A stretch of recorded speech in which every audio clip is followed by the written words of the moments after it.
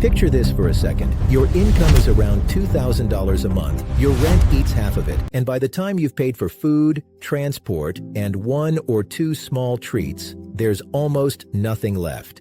Then someone tells you, use this time to learn about money.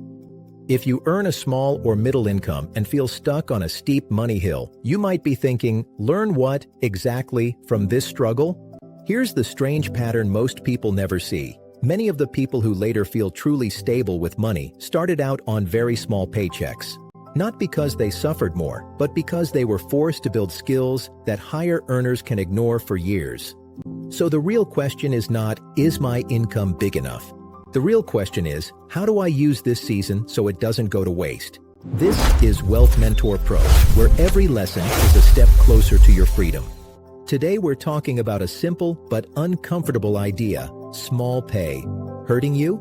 This hill makes you ready. Not by pretending a low income is fun, and not by throwing hustle slogans at you, but by showing how this exact tough period can quietly become the training ground for a much better money life later.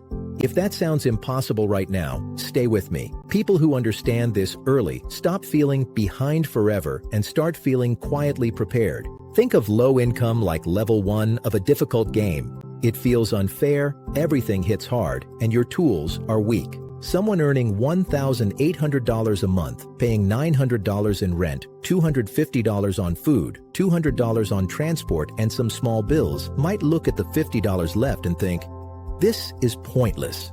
I'll start caring about money when I earn more. But here is the twist. If you can learn to make wise moves with $50, you become incredibly powerful, in a good way, when that leftover amount becomes $300 or $500. Your first step is a quiet decision. Stop calling this period a waste and start calling it my training season. If you don't make that shift, every pay rise will feel like, finally, I can relax, and the extra money will just disappear into a slightly bigger lifestyle. Most money advice jumps straight to earn more. Just start a side hustle.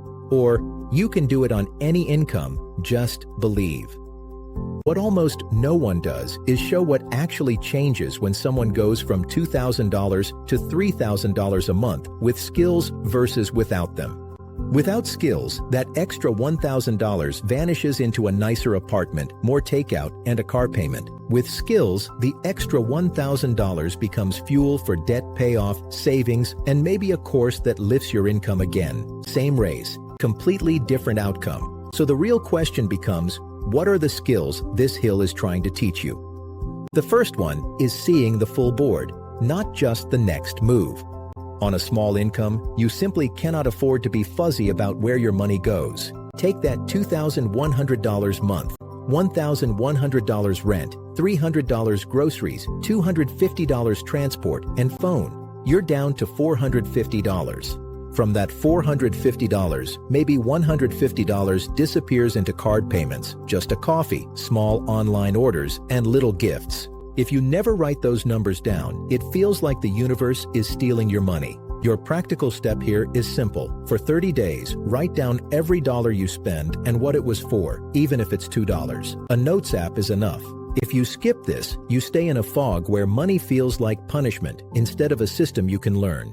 The second skill this season is trying to teach you is focus. On a low or middle income, you cannot chase 7 goals at once. You might want to save, pay off debt, invest, move out, buy a car, and help family. If you spread $100 of leftover money across 6 dreams, nothing moves. So you pick one main priority for the next 6 to 12 months. If you carry $1,500 of credit card debt at 24% interest, that might be the enemy you hunt first. If you have 0 savings and every $200 surprise knocks you over, your first target might be a $400 buffer.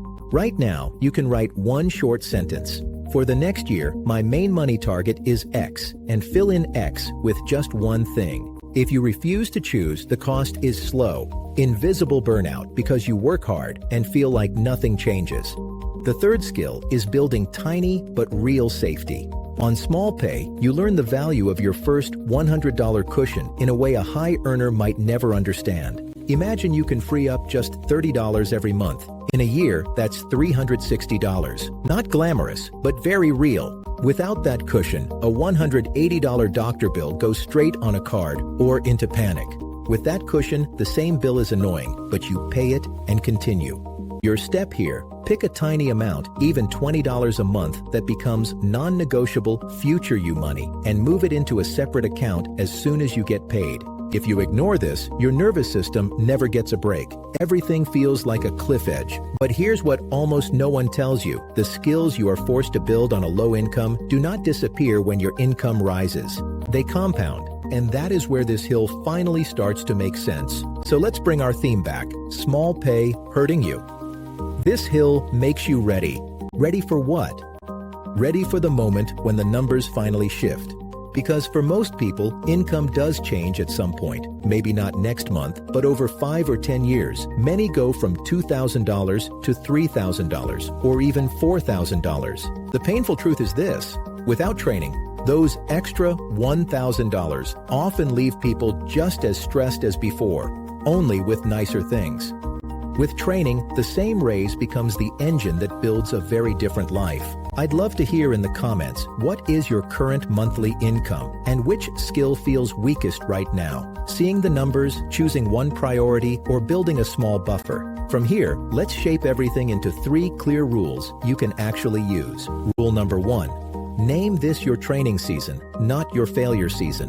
When you frame this period as training, your brain stops treating every struggle as proof that you are broken and starts treating it as practice. Take someone earning $1,900 a month. If they tell themselves, "I'm just bad with money," every setback confirms the story.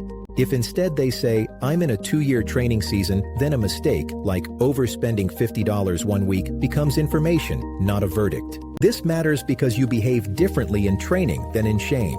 In training, you review, adjust, and continue. In shame, you quit. Rule number 2, master a small surplus before you dream of a big one. A surplus simply means money left after all bills, even if it's only $20. If you cannot protect a $20 surplus, you will not magically protect a $200 surplus later. Let's say you manage to create a $40 gap each month.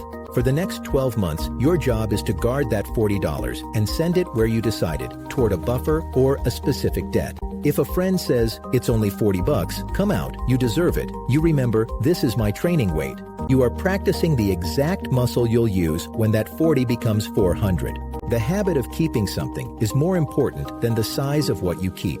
Rule number 3, train one upgrade at a time, your system, your skill, or your income. System means how you move money, when you pay bills, how you track, what happens on payday.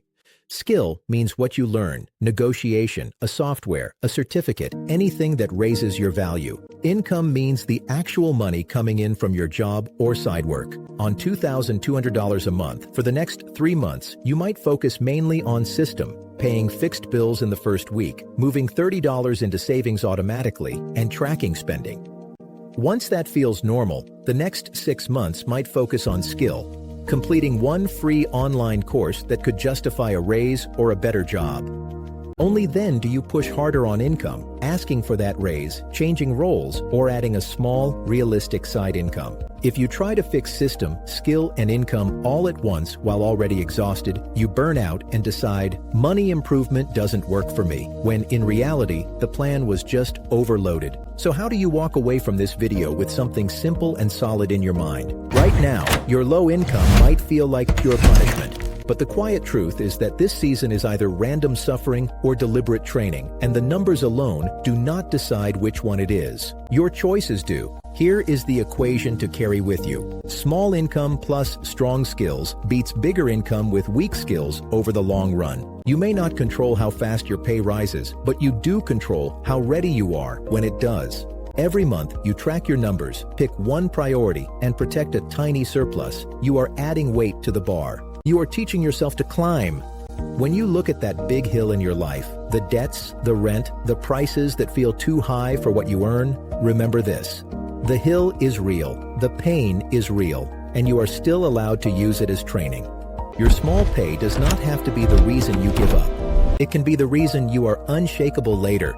You've been watching Wealth Mentor Pro. If this helped you see your situation with a little more clarity and a little less shame, feel free to like this video and subscribe for more calm, realistic money guidance. And when you're ready for your next step, choose another video on the channel and keep training on this hill, one deliberate move at a time.